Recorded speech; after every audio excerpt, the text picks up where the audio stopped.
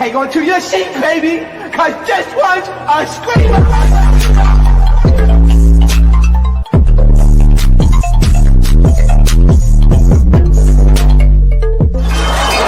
Are you not entertained? Are you not entertained? What's going on, entertainment? So time come to y'all with another video. We're doing a Hollywood Hot Topics. You already know what to do. Hype up the video, like the video. What's going on, entertainment? So time come to y'all with another video. We're doing Hollywood Hot Topics. Continuation of the last video. You already know what to do. Hit that like button, hit that subscribe button. Let me know what y'all think about this video, okay? So Chef Mila, y'all, is back on the internet, okay? And she has something to say, okay? And she not Jasmine Masters, bitch. She has a whole lot to say. She posted this on her story and addressed Cardi B. She said, don't let the fake I'm an innocent immigrant talk fool y'all. You also a liar that knows that man cheats on and treat your friend at Cardi B so bad. You love your clients, all right? What you be doing, I guess so. But hey, some people do anything for money. Like you going up there lying and not giving you back nothing.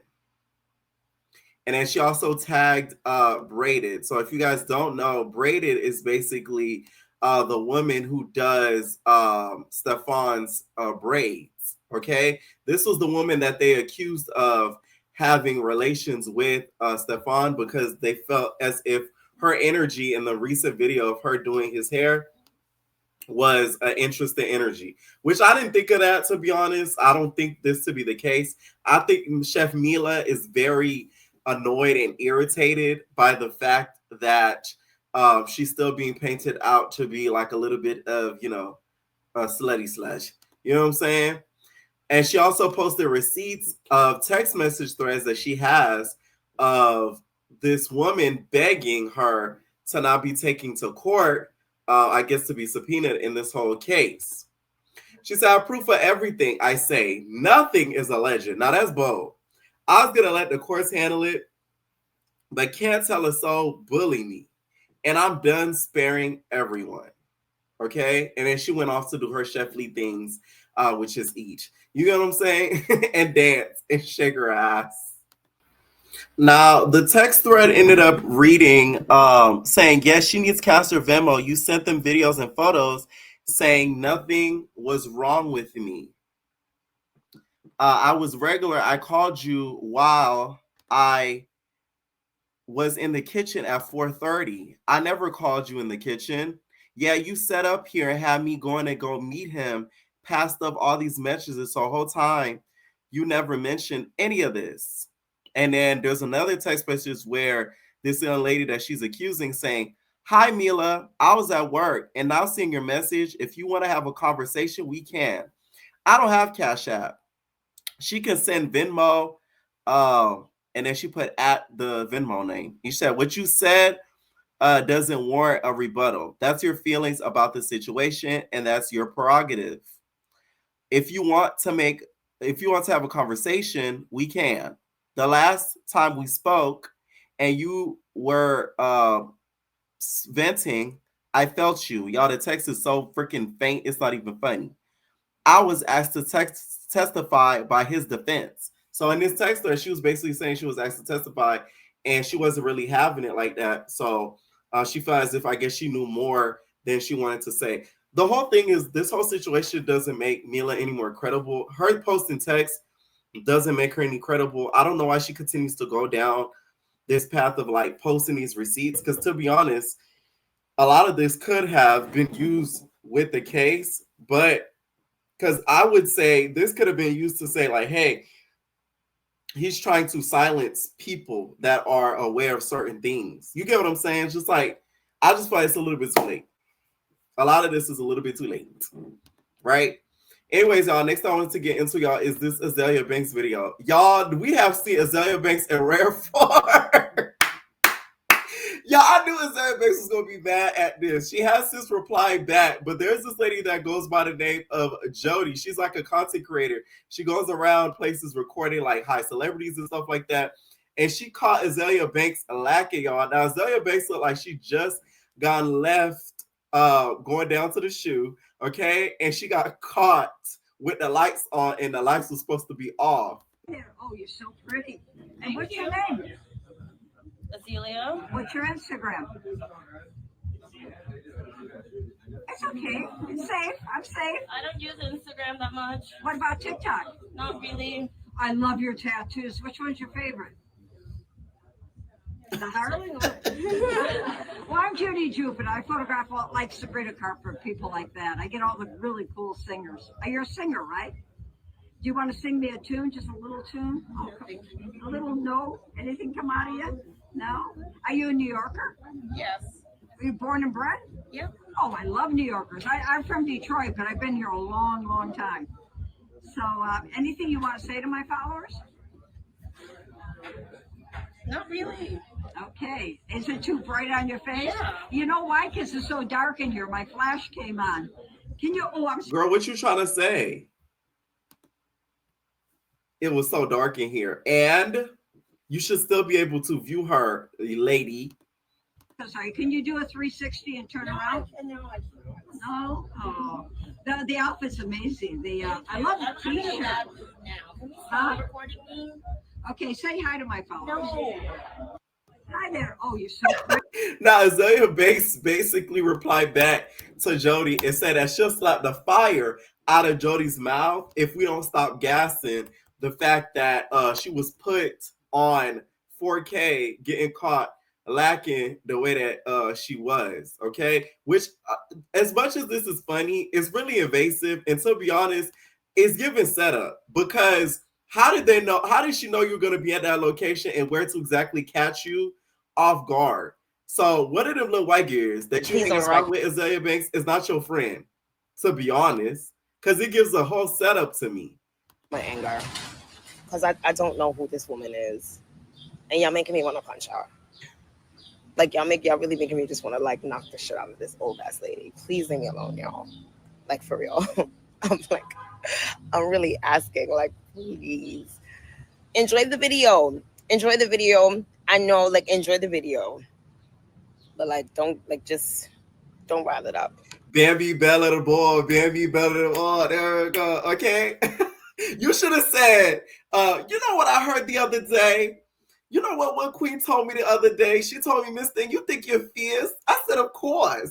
She said, all queens think they're fierce. I said, Miss Thing, all queens ain't me. Okay, let me stop. The girls I know, okay? Azealia Banks makes great music. She's just as crazy and she's wacko. So a lot of people refuse to listen to her.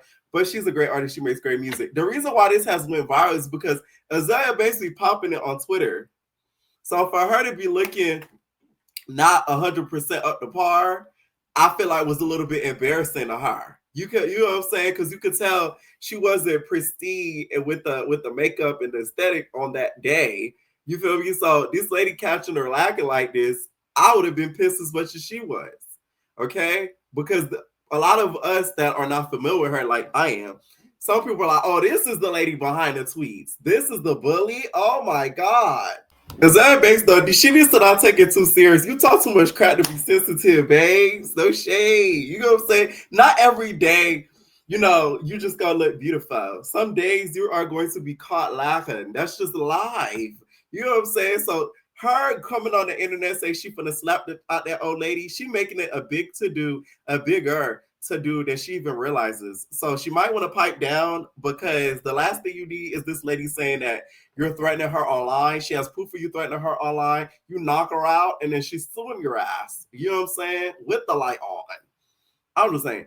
Now, Michael Jackson apparently is getting another docuseries released on him. This time by Netflix. Okay, I will be recapping it just as much as I recap the Michael movie. Okay, I feel like it's only fair if we're going to be honest. Okay, now in this docuseries, they're going to go deeper into, it's called Michael the Verdict. They're going to go deeper into the verdict with the child's PDF and accusations against him, right?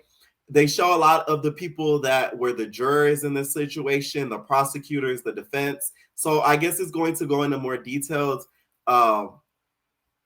like recount of what actually went down with this whole case. Y'all know how I feel about it. I personally do not think Michael did any of the things he was accused of. I feel like his innocence was taken advantage of when he was younger, meaning as in he was worked like a workhorse. So he did not get a chance to experience being a child. So I think that's why he enjoyed being around other children. And I also feel like he enjoyed about being about other children because they did not want anything from him physically. They didn't want any money. They didn't want any opportunities. They didn't want any clout. They just wanted to be around him because they liked him as a person. Now, the other flip of the coin when it comes to that, though, is that they, in my opinion, took advantage of him. I don't get how some of the accusers, you guys accuse them of doing something. Y'all took it back and they accuse them of doing it again. If somebody do something to me, I ain't taking it back. I'm sorry. Ain't no backsies. Like, what is this? Like, you're barring something? That's what, to me, puts a big hole in these accusations because some of the victims took it back. And then they said, no, we were paid to take it back. And then he actually did it. And if you watch that 60-minute interview, right?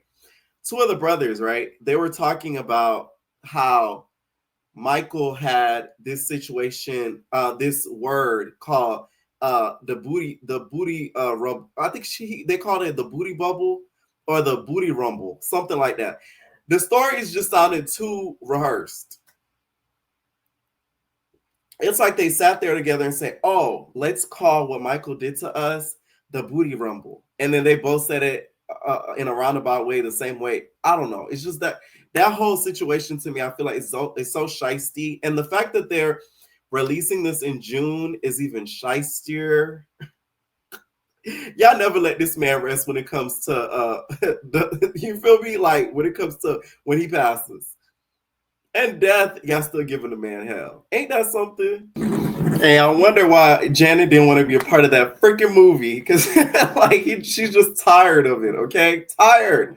Now, it looks like Dr. Cheyenne is getting some criticism from a former client of hers and is speaking out about it. And she's speaking out and she's also slamming critics that went against her because she felt as if it's okay for her to speak out and she was bashed for speaking out. She put this on Instagram and then followed it with a video. She said, I will not knock anyone for having an honorary doctorate who has done the work to obtain one, such as myself. However, make sure people are informed of that. I wanted to explain something from my personal encounter with Dr. Bryant, informing me that she was a woman and a family therapist. This was during the time my therapist wasn't available, and I wanted another Black woman therapist. Plus, I enjoyed some of the advice she was giving. In our initial appointment, I was never asked intake questions about myself, which was confusing. I didn't sign any forms or anything. She just said, get in here, girl. Let's spill the tea. I felt like I was talking with a homegirl who was giving me advice. The conversation was about her multiple engagements to men and how she sees herself then getting to really know me, which is why I didn't rebook. She even called herself her. In that moment, I was dealing with anxiety due to PTSD and was looking for guidance. But I fell into depression after speaking with her because I was in a space to hear how I wasn't a high-value woman. That bitch worse than Kevin. I was looking for tools to learn and cope with what I was going through. I knew something was off, and I did tell people that, but I was called a hater. I'm thankful that people are paying attention, but I'm mostly bothered about her lack of accountability for lying to the public. This is a reminder to make sure people are licensed therapists with proof, okay? Y'all may have added a couple of words in there, but the intention is still the same, okay? Now, she also went and made this video as well. I want to make this very clear. I want to thank everybody for support, but also you have your naysayers in the background. Me speaking out is not about me trying to tear somebody down. It's not looking for a platform. I want to educate us. And it's so sad that when we speak up and talk about issues that are going on in our community, the people who speak up get attacked. When you suffer from PTSD and you had two, you think I wanted to reach out to her, look for platforms? You think I wanted to reach out just for myself? No, I wanted to help, which is what I have now. And suffering from a traumatic brain injury, things look different for me than everybody else. So please don't put your experiences on me. But what I will say, encourage each other and speak up when things go wrong. Don't attack people for speaking up. Encourage people to speak up.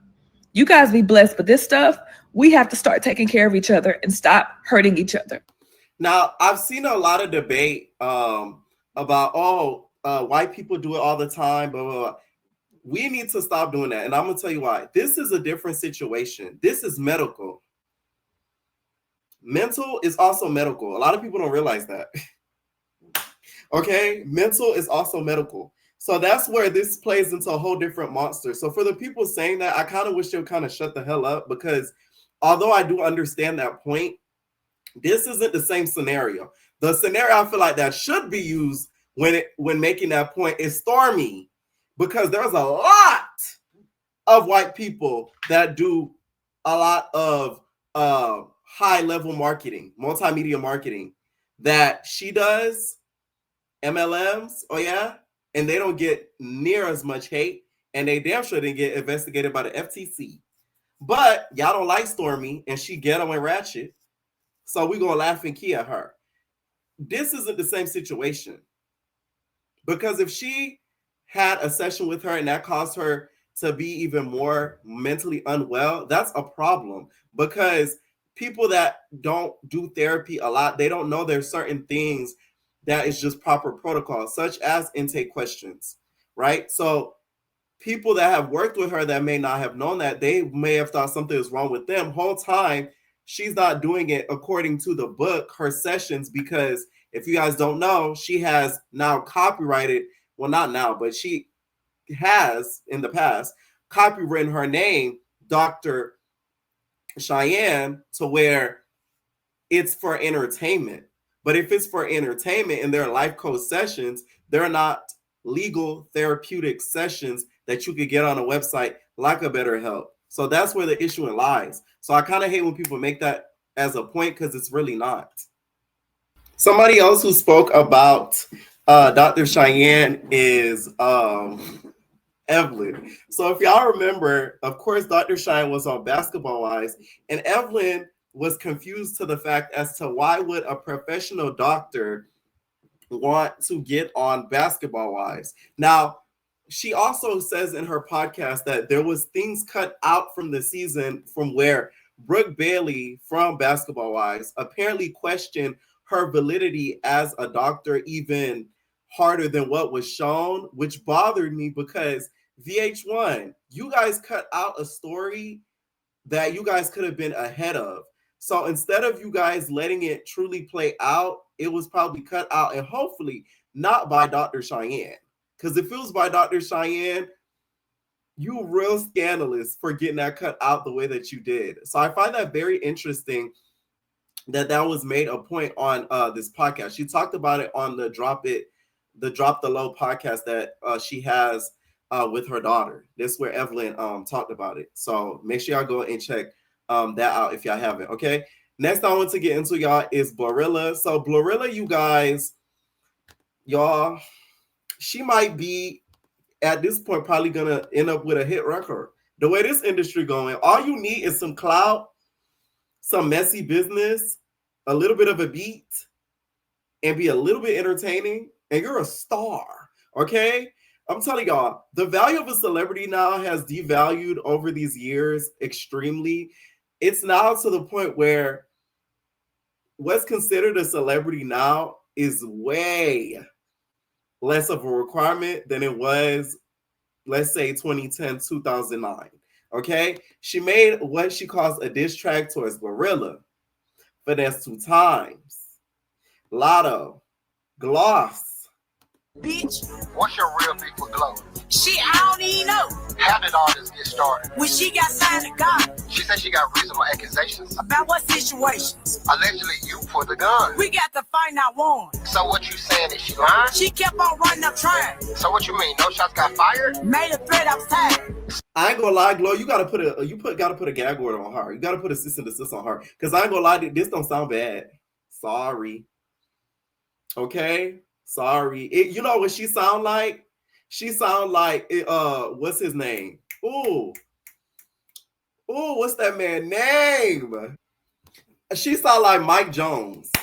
Okay, tipping on fofo. Like, she sound like Mike Jones. You might want to put a stop to that, Glow. Next thing you know, she gonna try to go to battle rap with you. Like, she's like, you gotta put a real stop to this, Glow. You gotta put a real stop to this. Because this could turn really left. I don't think she understands. Because the way, I'm telling you, the way the industry works right now, you do not need talent to be able to make it. All you need is numbers. So imagine an exec comes across this like, oh, she's getting a lot of public fodder. She don't sound too bad. Next thing you know, she got a contract. Next thing you know, she got a deal. Next thing you know, she's on their label. And I have a whole op that knows everything about you since a child under a label. You need to put a stop to this ASAP, okay? Now, this Louisville parent is going viral because her autistic son was caught being abused through like a hidden camera that she put in his hair. As y'all saw on my channel, I put a story on Evner Entertainment working at Life Touch, and some of the stuff I even saw firsthand was a little bit alarming. The way that the kids were talked to, the way that the kids were treated, the favoritism that I noticed. It was bad. Okay. Now, in this clip, she talks about it in this press conference that was held. As you could hear through her son's locks, that hidden camera, which was very smart of her to do. You hear him getting smacked, and you hear a whole lot of commotion going on in the background, but very faintly. Louisville mother and father says their special needs child was abused at school. And now she says she has proof. And what she found, she calls unacceptable. Get over. Get over.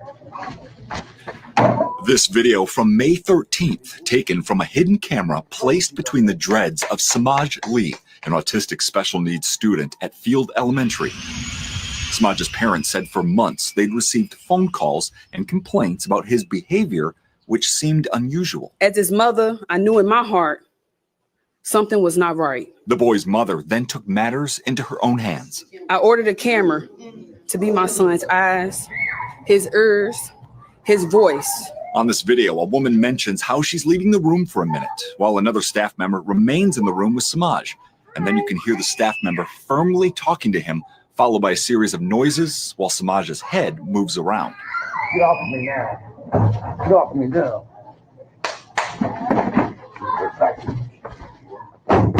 And recently, another daycare situation dropped as well.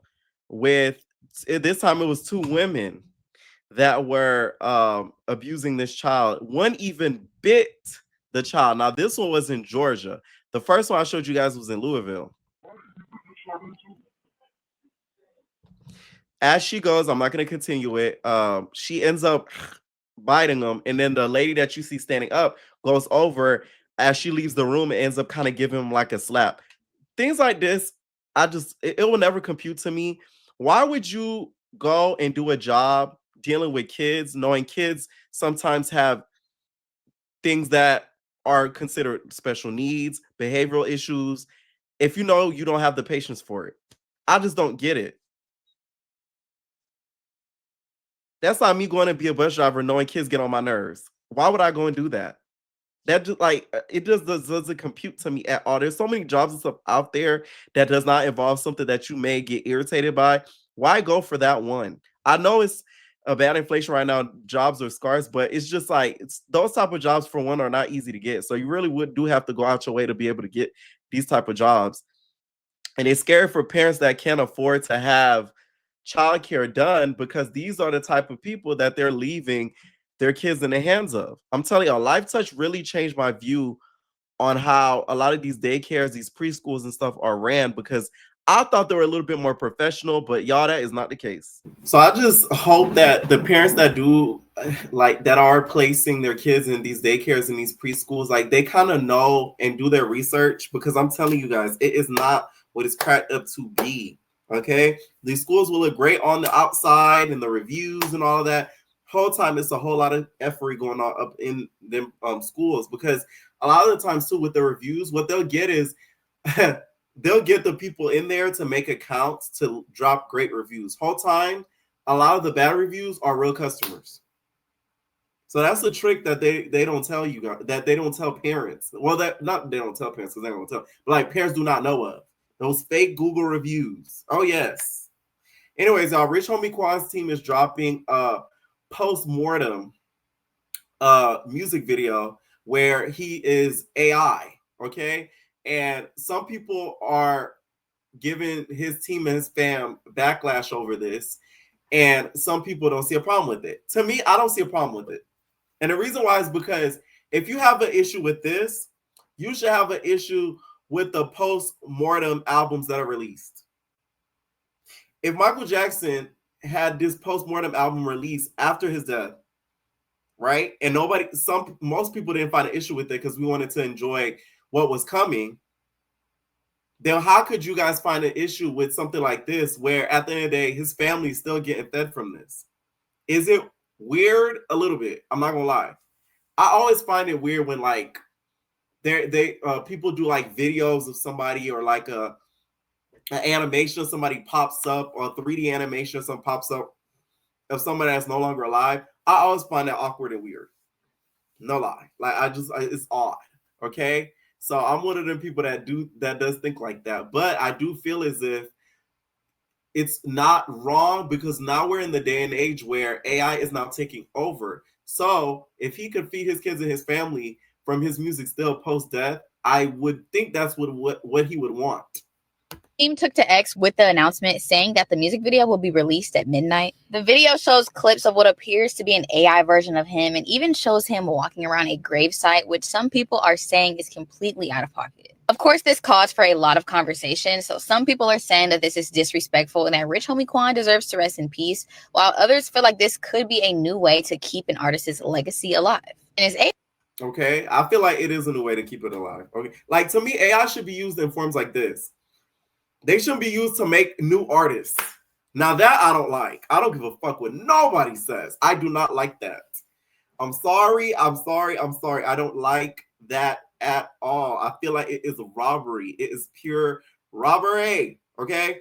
Anyways, the first thing is the woman on everybody's mouth right now. K Michelle, y'all, is low-key a PR nightmare. I didn't realize it until like Housewives. I remember watching Love Hip Hop growing up. I was very much still young. I'm still young now, but y'all know. But I was younger. So it didn't really hit me until she got on Housewives where I'm like, okay, like now I see what she used to be talking about on Love Hip Hop when she would say her team would be looking at her like, what are you doing? Why are you saying this? Why are you doing this? Now it all makes sense. Now I will say I did watch the full interview from Shannon Sharp, all 3 hours, okay? That's why y'all getting this video at this time for I would have been dropped it. But I wanted to watch the full interview in length before commentating on it. Now, I will say the clips that are going around and this specific clip, it was not talked about in length like I thought it was going to be. I thought this part about her relationship was going to be talked in nauseum, but it really wasn't. It was very short. It was very brief. Now, I will say Shannon know what he be doing when he gets them drunk like this. She wasn't drunk, but y'all get what I'm saying. When you get a little liquor in you say, and you're a lot more free to talk. But K Michelle, she gonna say what's on her mind. The interview I feel like was amazing. She talked about a lot of her getting into the industry. I did not know her and Pooh Shiesty were as tight as they were. She said she even at one point was talking to him consistently while he was incarcerated. They even talked about Memphis and how Memphis has, a problem when it comes to people wanting to see them make it out, and also, rappers and music artists that come from Memphis and how they had to work super hard, extra hard than other people just to get, the bare minimum, right? She also talked about, the LeBron situation. The whole time, y'all know Shannon. Y'all know how he do. Okay? And then the laugh. Y'all know the laugh. He gonna hit us with that laugh every time. And then he gonna startle every time and stutter every time. So we got that throughout a whole lot of the interview, of course. Now, I will say the internet is funny because this clip has been shown everywhere. Like every blog that you're looking on, it's her talking about this relationship. Every single blog. It's her having an open relationship with her husband, her having an open relationship with her husband, right? Now, here's how I feel about this clip. Let's play it first, though, okay? Oh, you get upset. So if he pay a bill, that's what you gonna get. Pay a bill. So you want him to just poke and go. What do you mean? What do you mean? If men gonna be men and they need the feeling doesn't include paying bills. If that's your feeling, then you're not my man. You shouldn't be paying nobody's bills, buying them no little ass purses. I don't care about purses myself.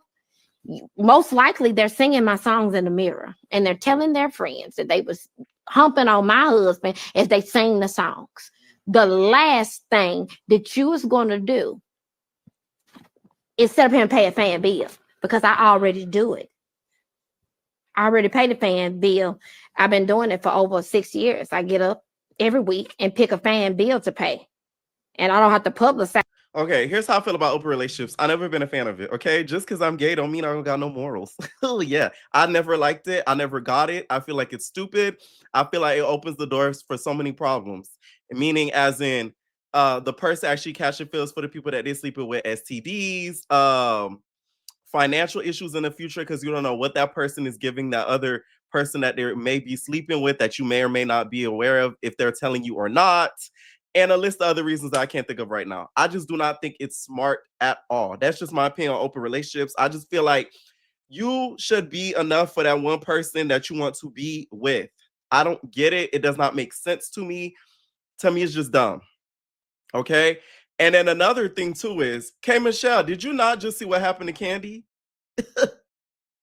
Are you crazy? Are you high? Like, what's his name be saying on the network? Please. Like, come on. This to me is insane work. And to put on top of it, the man ain't a looker. No shade. He does not, to me, is not a bit of attractive. And something like, it's like he has like patches or something on his skin that like, it throws me off every time they show him. I'll be like, you know what I'm saying? I'll be having to like squint or something. Like, I don't know. It's a little off. I don't like talking about people's looks, but you know, there's no shade, right? So that in itself is already a thing. Now, another part of it is this interview to me from a PR standpoint is not smart. And the reason why is because that reunion is going to be a problem. Okay? Meaning this little clip, mind you, she talked about the relationship not that long. And that part of the interview. That interview was about 3 hours. And that relationship segment was about, I would say, give or take, like what, 15, 20 minutes, maybe. So that clip in itself will be used against her at the reunion. I don't think she realizes that, because if we're talking about Housewives, right? The latest episode, you insinuated that Drew Sidora was trying to insinuate that the guy Black who does the Black hookah smoke was trying to get that she was trying to insinuate that her and Black has some sort of, K Michelle and Black has some sort of a relationship or knew each other deeper than K Michelle was trying to make it seem, as if they were friends or something, right? This negates that whole point, because if you have an open relationship with him, let's say if Drew was trying to do that, which in my opinion she was not, because she said that y'all knew each other one time in one scene of the whole season, that makes you look crazy and a hypocrite. Because if you allow him to sleep with Mary, Ann, and Jayla, not you, Jayla Mina, why would it matter that somebody's trying to insinuate that you know a guy more than a friend, unless the relationship is only open on his end?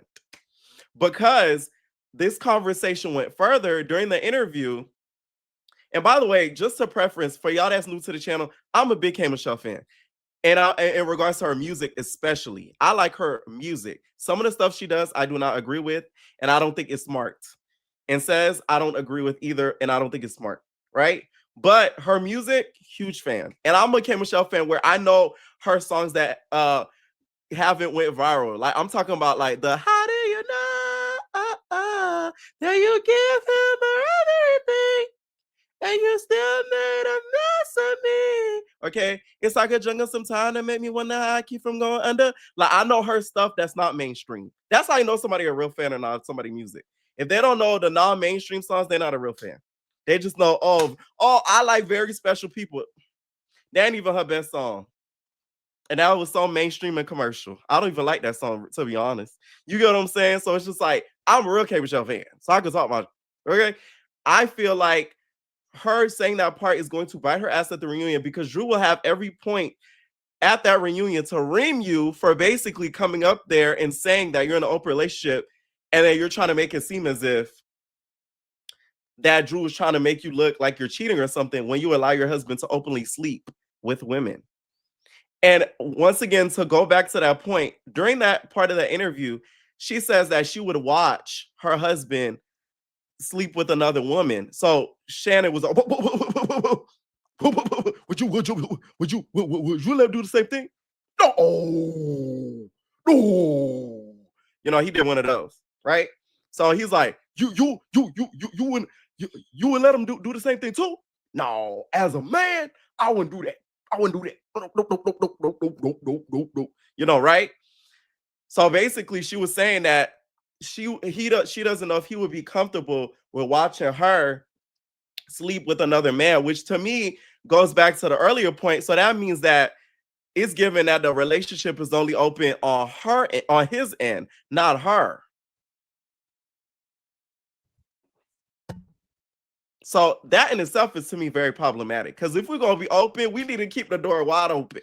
We don't just, you know how a church door be open on one side? No, babes, open both of them. You get what I'm saying? Let everybody come in. Don't block a side.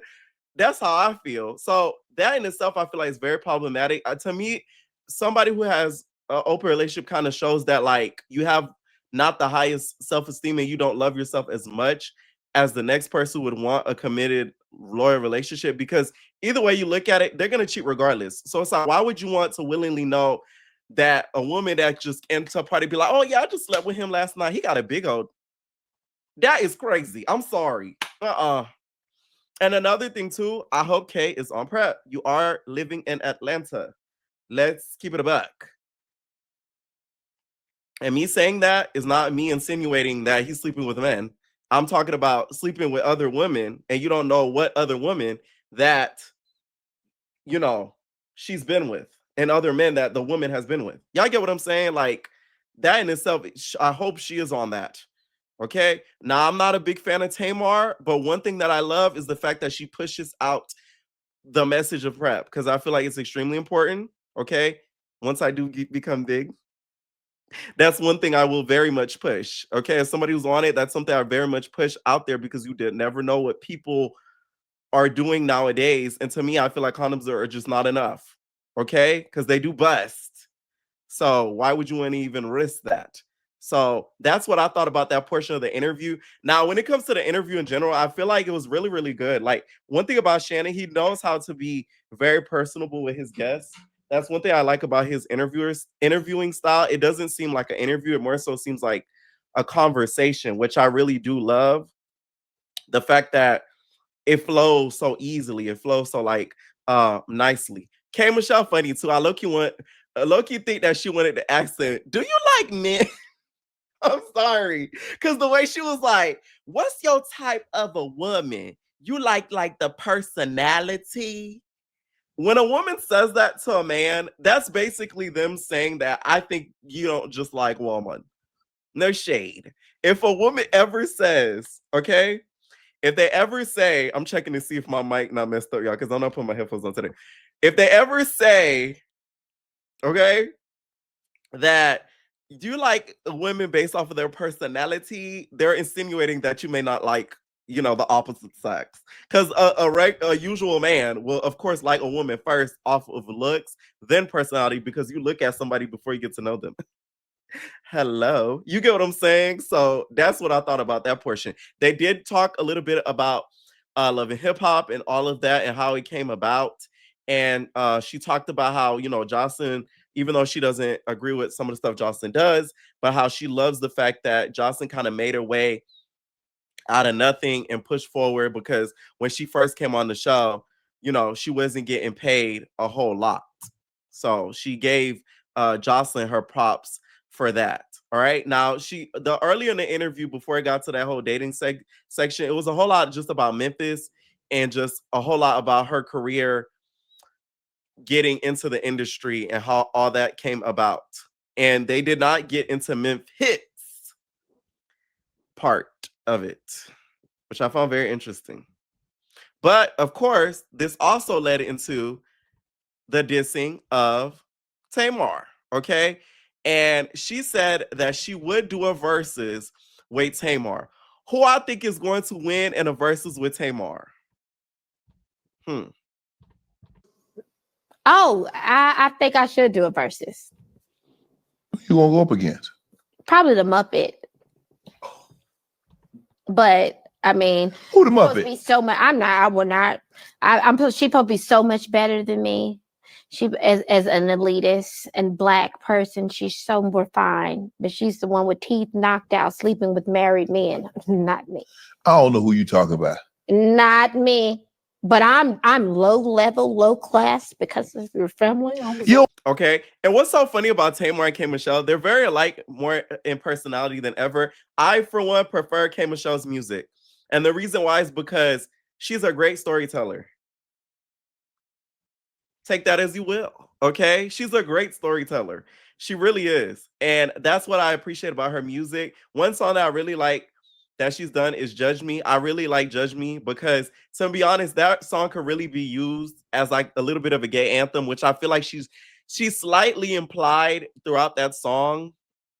Okay, don't judge me how you are. I'm only human and I'm perfectly done. Like, you feel me? Like, that song is one of my favorites too. I feel like Kay would win. And it's not even me being biased. To me, K. Michelle's songs are much more powerful than Tamar's.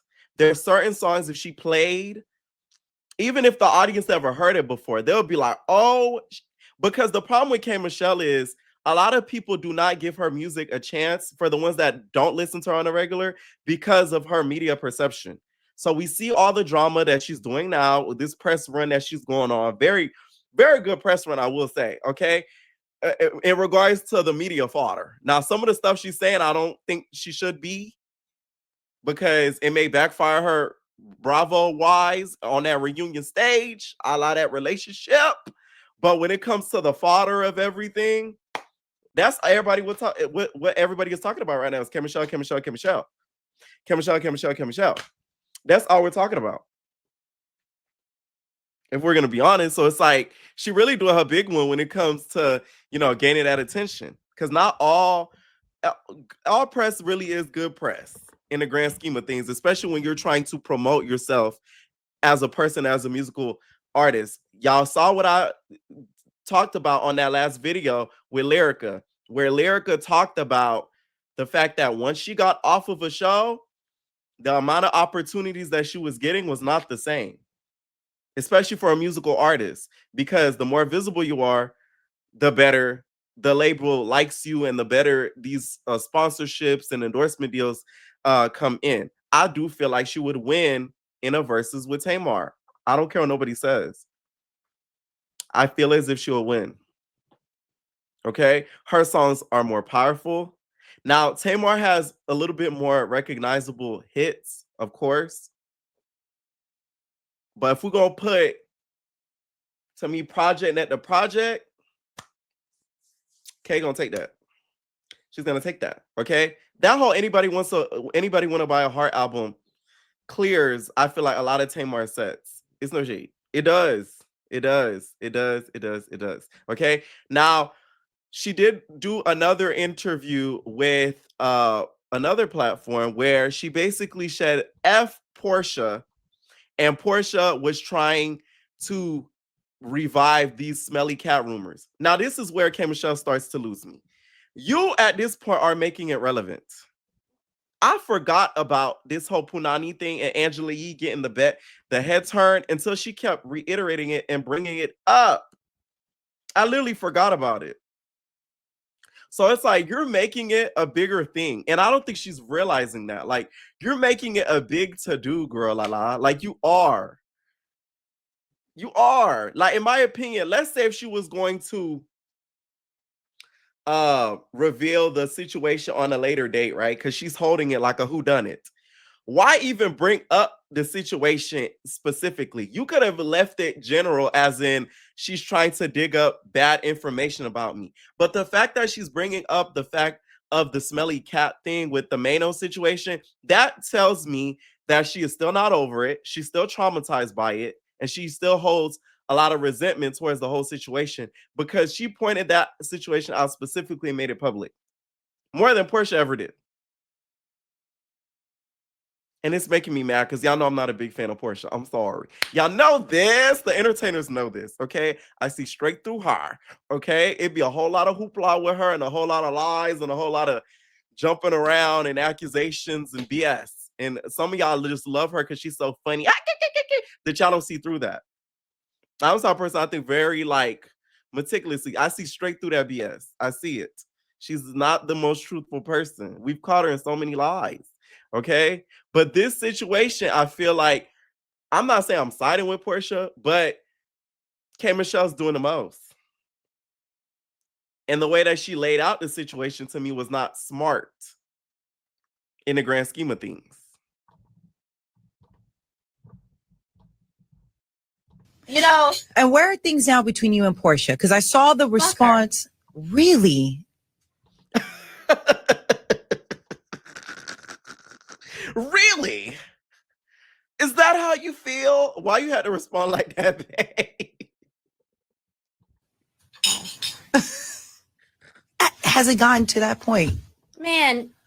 And why? And the reason I'm saying this because I think the hurt, it's clearly you're hurt, right? And I want people to really understand that. It's not just... I'm there with that because, honestly, sure, she's a fun girl, like all of that. And, you know, we're dealing with a woman who for years have begun caught lying on people every year. And when it comes to her, I feel like, you know, she feels like, you know, it's her show or whatever.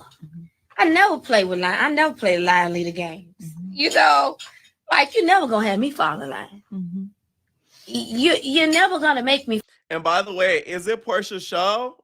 In my opinion, it's Cynthia's. If we're gonna be honest, Cynthia said on Carlos's King interview, she does not want to be the main person. Like she feels like it's too much responsibility. Okay. The crown is too heavy, darling. Like Lisa Vanderpump be saying, it's too heavy on her head. So do I think she's the main person or it's her show? No. To be honest, this season is Cynthia's. Cynthia could really pop her shit harder than she does, in my opinion.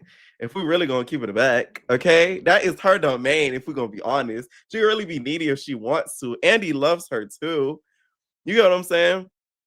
This reunion, I feel like it may turn violent. I done said this on another video. Y'all know when I say things, it manifests to be true. I'm telling y'all, if I only could say something positive when it comes to opportunities for me and they come to be true, I'll be somewhere. Oh, you hear me? Okay? But I'm telling y'all, I feel like it may get physical because she's doing this to Portia. She doing a lot of that. And y'all know how Portia get when it come to that, okay? All Portia gonna see is a mirage of a scepter in her face, and it's gonna turn left. I'm telling you. You fall in line. It's just never going to happen. Right. So if I don't play it your way, you gonna play it this way. Okay. Now, once again, she's been on this press tour to promote, of course, her upcoming album and also Real Housewives of Atlanta, which I feel like this season is one of the most enjoyable seasons that I've seen in a while. And that is why K. Michelle does need to come back.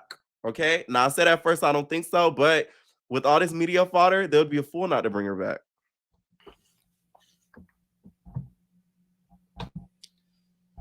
Now, I will say, with this season being as interesting as it is, next season I feel like it will be even better because now she kind of knows how it works. I feel like that's the best part that's the beauty in all of this. K. Michelle has gotten a crash course in Housewives because Housewives is a whole, there's like different fandoms. That's why I love reality TV because each reality TV fandom is very different. There's like the ratchet reality TV fandom with the Zeus type girlies. There's like Bravo fandom, which is the Housewives girlies. That fandom, they don't play.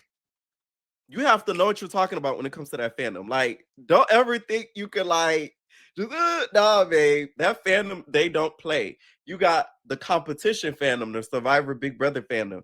You got, you feel me, like the what I call the lifestyle fandom, which is like the Jersey Shore type girlies. Like there's different type of fandom. So it's like the fandom and the Bravo fandom right now, they're not really liking K Michelle because some of the Bravo fandom are not lifestyle fandom, meaning like the Jersey Shore loving hip hop. When I say lifestyle, you show your lifestyle and you promote whatever you're doing. You know what I'm saying?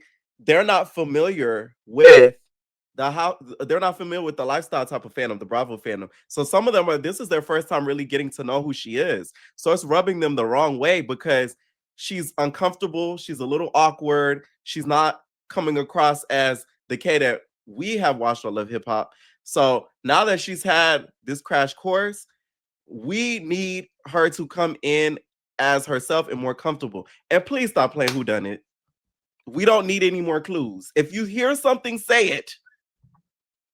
Okay? If you want to say something, say it then. Don't tweet it. That's all we want. It's not that much. It's not that hard. And that open relationship, close it. Like the church door. Literally. Let me know what y'all think down below about her press tours that she has been on. And what did y'all think about this Shannon Sharpe interview? Let me know what y'all think. And we're out, babies. Bye.